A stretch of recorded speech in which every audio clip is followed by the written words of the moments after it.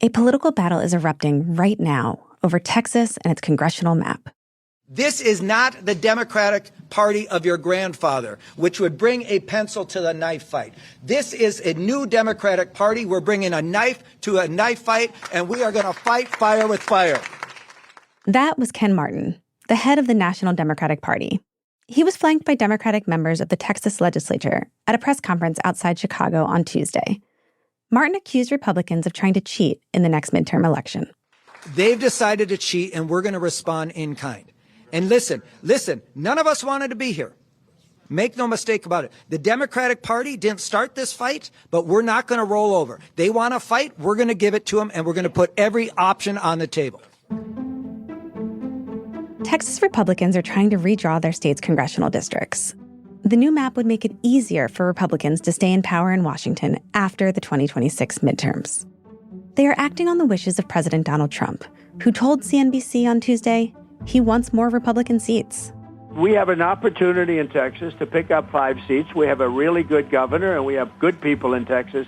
And I won Texas. I got the highest vote in the history of Texas, as you probably know.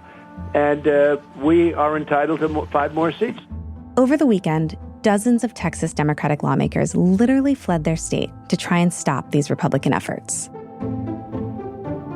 From the newsroom of The Washington Post, this is Post Reports. I'm Colby Ekowitz. It's Tuesday, August 5th. Today, we take a look at how this fight over the congressional map of Texas is threatening to unleash an even more cutthroat era in American politics. I'm talking with my colleague, Patrick Marley. Patrick is an expert on gerrymandering. This is the idea that a political party redraws districts to stack legislatures in their favor.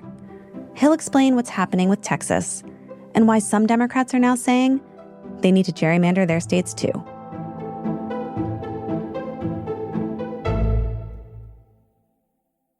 Patrick, hi, welcome. Hi, Colby. So Patrick, you're in Chicago right now, and Texas Democratic lawmakers, they fled to that city over the weekend to stop Republicans from redrawing the state's congressional districts to their advantage.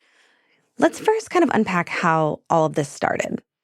This started when President Donald Trump said he wanted more seats in Congress, presumably to preserve the Republican majority in the House after the 2026 midterms. So he urged Republicans in Texas to redraw their map, to strengthen their majority and give them 5 additional seats in the midterms. Governor Greg Abbott agreed to do that and called a special session last month, bringing the lawmakers back to Austin so they could redraw these maps. And why Texas? Texas is a place where they can get the seats, and they don't really have many rules on redistricting, so it's pure opportunity. So why does Trump think this is necessary? Why does he feel like he needs to, get these 5 more seats out of Texas ahead of next year's, 2026 midterms? The margin in the House is very tight. It's right now 219 to 212. So Democrats don't have to win much to get the House of Representatives. And in midterm elections, it's usually not great for the sitting president. So the environment is not good for the Republicans at the moment. And if they add seats in Texas and possibly other states, they could shore up that majority and potentially protect the control of Congress they have. Obviously, with control of Congress, they can continue to advance Trump's agenda, and they can prevent investigations by the House.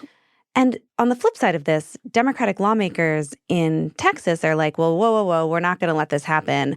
So they took the pretty dramatic step of actually leaving the state, right? So what does that do? Them leaving the state, why did they feel like they had to flee? So first of all, this is a way for them to at least stall what the Republicans are doing. Under the Texas Constitution, you have to have 2/3 of the members of the House present to take any action. And the Democrats have more than 1/3 of the seats, so 56 of them left the state. That pretty much ties the House up in knots. They can't do anything, and they can wait out this special session, which is set to expire on August 19th. Democrats came to Chicago in part because the governor, J.B. Pritzker, has been so welcoming to them. He met with them weeks ago to talk about what's happening down there. Pritzker, of course, is the billionaire governor of Illinois, potential 2028 candidate for president, and he has been welcoming these Texas Democrats with open arms. Patrick, mid-cycle redistricting, which is what this would be, is fairly rare unless it's like the court kind of mandates it, right? Unless a court steps in and says, okay, these maps are unfair, you need to redraw them.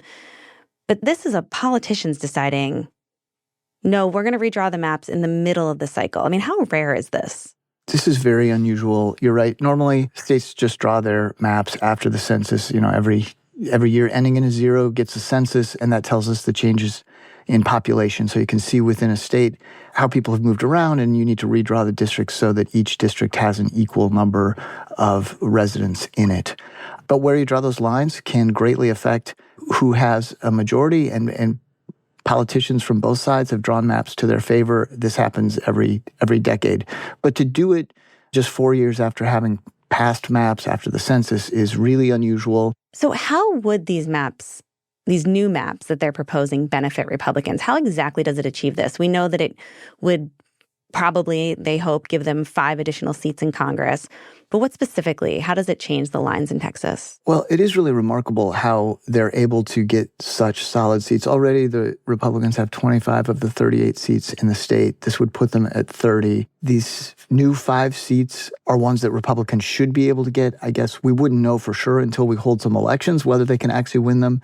The changes affect seats in the Houston and Dallas-Fort Worth area, and then along the border, which is an area where Republicans performed well in 2024. We should note here that the way redistricting is done in different states is different, right? Some states, it's the state legislatures that draw it. Some states have these independent commissions. But in Texas, it is, in fact, the elected state officials that decide what the boundaries are of these districts. And though there is a lot of gerrymandering that happens across the country, they often couch it, right? They don't say that quiet part out loud that they're trying to do it for political advantage. But in this case, it kind of sounds like Trump and other Republicans are saying, yeah, this is for political gain. Like, we want to make sure that we keep the House in 2026. Is that right? That's right. I mean, both parties gerrymander, and typically both parties deny gerrymandering. They say, no, we're doing a fair map. We're just better at campaigning. But in this case, and we've seen this in a couple other places, the Republicans are just flat out saying now, we're doing this for political purposes. We want to increase our power. We want 5 more seats, and that's why we're doing this. So you have these Democrats. They're currently kind of hiding out in Chicago. I guess they're in some other blue cities, Democratic cities as well. How long can they just not go back to Texas? Well, in the short term, they've, I think, got this pretty well in hand. The special sessions last for 30 days. Abbott called it in July, and so it expires on August 19th. And so if they hang out for 2 more weeks, they're okay. They can even go back a couple days before August 19th because there's a lot of ways to stall bills on the floor. The problem for Democrats is that the day after the session expires, Greg Abbott can call another special session. And if they leave again, he can call another one. He can call another one after that.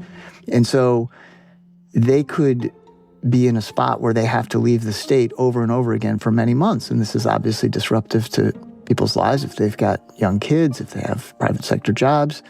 And so whether the Democrats have the wherewithal to stay out for more than these 2 weeks is extremely unclear, and they have not committed to doing that. They're also getting fined, right? Like they have to pay money every day that they're gone. Yeah, presumably they will. The Republicans have the power to charge them $500 each day. These lawmakers in Texas make $600 a month. So those fines add up. To serve in the Texas legislature, you only make $600 a month? That's right, $7,200 a year. And so you could get your whole salary wiped out in 2 weeks, right? Because $500 a day, that adds up fast. And also, what I'm hearing, the governor's making some threats, right? Well, he's making a lot of accusations against them. The House on Monday voted to issue civil arrest warrants, and Greg Abbott has said he will assist with that if he can. Now, that civil arrest, what that means is if they found a Democratic lawmaker, they could grab them and take them back to the state capitol and get them into the chamber to force them to participate in the debate. Really? They could march them back, and police could march them back into the Capitol? That is the theory, and that's why they left the state, because the law enforcement doesn't have jurisdiction outside of Texas. So by leaving the state, they've sort of protected themselves from that happening. Now, there are a handful of Democrats who are still in Texas. They came to the floor on Monday. But if a Texas lawmaker didn't show up at the Capitol but stayed within Texas, yeah, I think they'd be at risk of arrest and being taken to the Capitol. Separately, Greg Abbott has alleged that the Democratic lawmakers could be committing some kind of bribery violation if they are fundraising to pay their fines. The fines have to be paid personally and not through a campaign account. This $500 a day, you're saying, this has to be $500 paid a day. personally. Now, Okay. there's no evidence that anyone's produced to say that they are actually violating the law, but Abbott has raised the specter that they could be. Could a very rich benefactor, like a governor of Illinois, cover those costs, even if it's not through a fundraiser? So the Democrats have said that, obviously beyond the fines, there's other costs, right? They got to stay in hotels. They got to travel around. They had to get on their plane. So they've got a bunch of costs beyond the fines. Democrats, I'm sure, are fundraising like mad because a segment of the base is going to love this fighting attitude that they've taken. And the Democrats say everything they're doing from a financing point of view is legal. We don't know the ins and outs of that. J.B. Pritzker, who is very rich, and the governor of Illinois, and on their side, has indicated that so far he has not been financially backing them, but he's also seemed not to have ruled it out.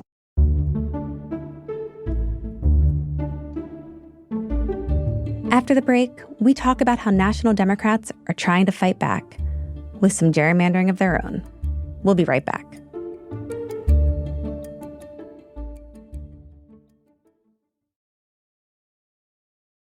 So, Patrick, ever since Texas announced that they were going to try and redraw their maps, you've seen Democratic governors in some of the big blue states pushing back and saying, well, if you do it, we're going to do it. What have those efforts looked like? So I think the prime example of that is California, where the governor, Gavin Newsom, has said he wants to draw maps in favor of Democrats to counterbalance what the Texas Republicans are doing. California will not sit by idly and watch this democracy waste away. We'll fight fire with fire, we'll assert ourselves, and we'll punch above our weight, and it will have profound impacts on the national outcome, not just here in the state of California. So he says he supports nonpartisan redistricting. In fact, California is a state that has nonpartisan redistricting, but that he'll change course if the Republicans do this. And he's talking about moving as soon as this month. I was wondering about that, Patrick, because I know that California has nonpartisan redistricting. They have like an outside group that draws the lines for them. Can the governor just be like, no, never mind, we're going to ignore that and do it ourselves? Doesn't look like the governor can do that. He's definitely got more hoops, and this is why Democrats have a disadvantage when it comes to these redistricting wars. In California, voters have approved an amendment to the state constitution that says they have to have this independent commission draw the lines. And so what Newsom is proposing is coming up with maps, telling voters what he's doing and why he's doing it, then holding a special election this November that would say, we're going to put these new maps that are more favorable to Democrats in place for 2026, 2028, and 2030 to react to the Texas Republicans and then revert in 2030 to their nonpartisan system of drawing maps. Whoa, so they would bring that question to the voters of California. They would, and it will be very interesting to see what voters think of that. They voted to end gerrymandering in their state, and now they would be asked explicitly to allow it at least for a short window. That's fascinating. And so the same is kind of true in New York, right? I mean, New York voters also decided that they wanted to end gerrymandering and have an independent commission draw the lines. It's been complicated in New York for a variety of reasons that we won't get into. But how is the governor of New York talking about this? So that's exactly right, that they've got this same challenge in New York. And I would say the challenge is even greater in New York, where Kathy Hochul, the governor of New York, this week said at a news conference that Democrats are at war. But here in New York, we will not stand on the sidelines with the timid souls on the sidelines who don't care, will not invest their heart and soul into this battle. This is a war. We are at war. And that's why the gloves are off, and I say, bring it on. but it takes longer to change the state constitution in New York. And so one of the proposals wouldn't change the rules until 2027 after the midterm election. Hochul said this week that she would be for getting rid of or changing in some way the nonpartisan redistricting commission they have. So things are in flux in that state as well. So this is such an interesting shift in messaging for Democrats because, you know, in 2010, when Republicans were able to dramatically gerrymander in a lot of swing states, Democrats came out and said, we need fair maps. We need to take the politics out of this. We need independent commissions drawing these lines so that there's no kind of partisan consideration. But now you have people like Gavin Newsom, who we should note is also a potential 2028 presidential contender, Governor Hochul in New York, saying, well, maybe we need to fight dirty. That's right. That's exactly the sort of messaging conundrum they've found themselves in, though they seem pretty comfortable with it. They say, look, we continue to support nonpartisan redistricting, but we can't unilaterally disarm. I've spoken to some of the Democrats from Texas who are in Chicago. One of them was Representative Gina Hinojosa, who made the argument that nonpartisan redistricting is the way to go, but the reality of politics right now is that Democrats have to fight Republicans. We believe that the politicians should not be drawing these lines. But look, if Trump is going to get Abbott to work against his own constituents, to take away their voice and their power, this is what happens. Is it ideal? No, it's not ideal. It's a lot of the same rhetoric you heard over campaign finance reform, with Democrats saying, you know, we don't like the Citizens United decision, but if it's the law and the Republicans are going to use it, we're going to create our own super PACs. Of course, Citizens United is the decision from the Supreme Court that allowed a flood of cash to come in an unlimited fashion into politics. So now they're saying, well, if the Republicans are going to play this game, we're going to get down in the mud and play it too. I mean, when you talk to voters, generally, I mean, you can just look at how these, you know, referendums on gerrymandering have gone in recent elections. They don't like it, right? Some people say it takes away choice. It's the reason why we have so few swing districts across the country. It's also a reason some people say that we have such extremes on either side because the real fight ends up happening in a primary. If you have like a super Republican district and then you have super Democratic districts, the fights play out in primaries instead of if the general election is already predetermined. So is this what voters want? I mean, voters clearly hate gerrymandering.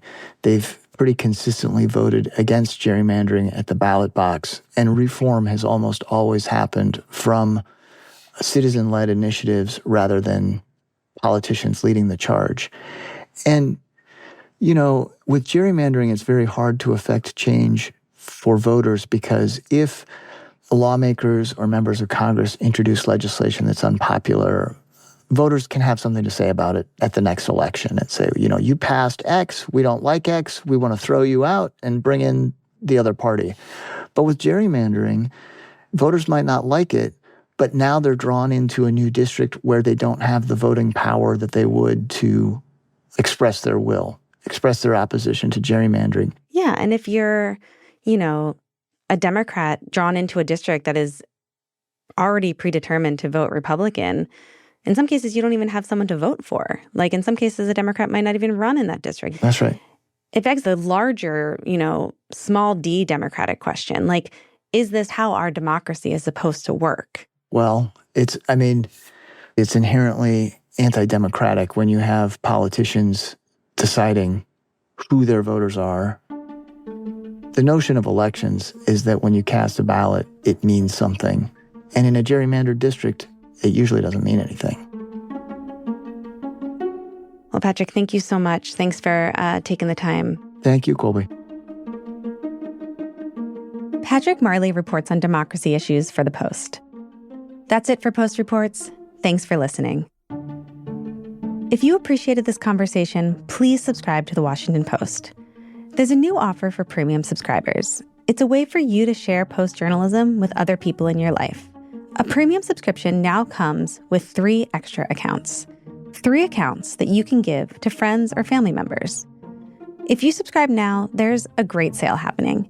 You can get your first year for just $3 every 4 weeks. $3 every 4 weeks. After the first year, the price is $17 every 4 weeks, and you can cancel anytime. There's also an even better deal if you pay for the whole year up front. To see that and to sign up now, go to WashingtonPost.com/subscribe. That's WashingtonPost.com/subscribe. There's also a link in our show notes. Today's show was produced by Arjun Singh. It was mixed by Sam Baer and edited by Rena Flores. Thanks to politics editor Sean Sullivan. I'm Colby Ekowitz. We'll be back tomorrow with more stories from the Washington Post.